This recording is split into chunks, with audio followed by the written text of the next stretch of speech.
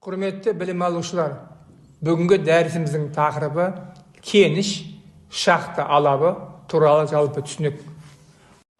Кеніштердің анықтамасы мен жіктелуі. Кеніш жер қойнауынан пайдалы қалбаларды өндірген алған кешенді кәсіпорын. Олардың жіктелуі бірнеше факторға байланысты. Пайдалы қазба түріне қарай металл, мыс, темір, алтын, бейметалл, көмір, тұз, мұнай мен газ. Игеру әдісіне қарай жер бетіндегі карьер, яғни жер астындағы шахта. Өндіріс көлеміне қарай шағын, орта, және ірі кеніштер. Кеніштердің маңызы және қолданылу аясы. Бірінші, өнеркәсіпті дамыту.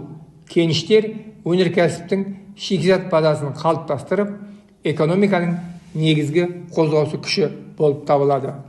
Экономикалық өсім ұлттық экономикаға айтарлықтай үлес қосады, экспорттық әлеуетті арттырады, және жұмыс орындарын құрайды. Инфрақұрылымдық қолдау. Кеніштердің айналасында жаңа қалалар, жолдар мен электрді желілері салынып, аймақтық дамуға серпін береді. Шахта алабы жер астынан пайдалы қазбаларды өндіруге арналған күрделі инженерлік техникалық құрылыстар кешені.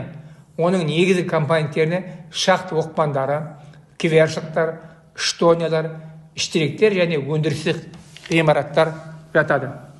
Шахталардың түрлері және олардың ерекшеліктері.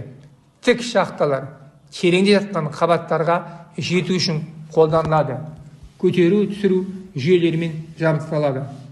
Көлбеу шахталар жер бетіне жақын немесе ең орналасқан қабаттарды игеру ыңғайлы, жылдам тасымалдауға мүмкіндік береді.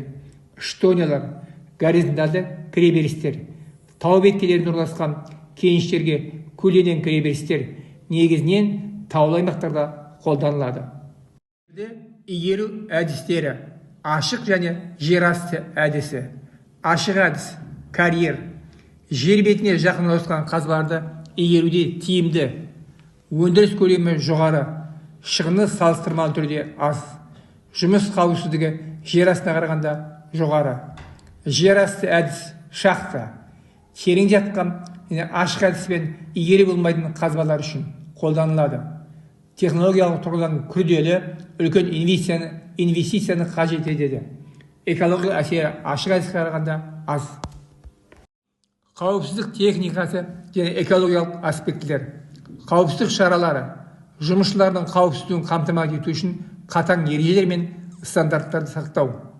Оның ішінде желдету, газды бақылау, тіректерді орнату және эвакуация жоспарлары. Экологиялық салдары. Кеніштер су ресурстарын ластап, топырақ эрозиясына әкеліп, биологиялық алуандылықты зиян келтіруі мүмкін.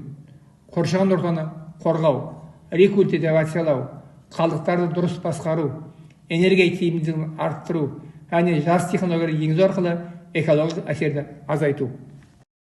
Қазақстандағы ірі кеніштер мен шахта алаптары. Қазақстан пайдалы қазбаларға бай ел. Еліміздегі ірі кеніштер мен шахта алаптары әлем деңгейдегі өндірістер қатарына жатады. Қарағанды көмір алқабы Қазақстанның ең ірі көмір өндіріс орталығы. Жезқазған мыс кеніші әлемдегі ең ірі мыс кеніштердің бірі. Васильков алтын кеніші еліміздегі жетекші алтын өндіруші кеніш. Соколов Сарыбай кен байыту бірлестігі ірі темір кеніштерінің бірі. Болашақтағы даму перспективалары мен инновациялар. Автоматтандыру және роботтандыру. Өндіріс процестерінде адам қатысуын азайтып, қауіпсіздік пен тиімділікті арттыру.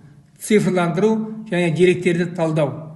Геологиялық барлау, өндіріс жоспарлау және басқарудағы дәлдікті арттыру үшін Big Data мен AI қолдану. Жасыл технологиялар. Қоршаған ортаға әсерді азайту мақсатында жаңартылатын энергия көздерін, суды үнемдеу және қалдықтарды қайта өңдеу әдістерін енгізу. Қорытынды және негізгі ойлар. Кеніштер мен шахта алаптары әлемдік экономиканың маңызды тірегі болып қала бермек. Олардың тиімді және тұрақты даму үшін қауіпсіздік, экология және инновация мәселелеріне баса назар аудару қажет. Бірінші, шикізат қауіпсіздігі. Кеніштер өнеркәсіп пен тұрмыс үшін қажетті шикізатпен қамтамасыз етеді. Екінші, технологиялық прогресс. Өндіріс тиімділігін арттыру және қоршаған ортаға әсерді азайту үшін инновациялар маңызды. Үшінші, тұрақты даму.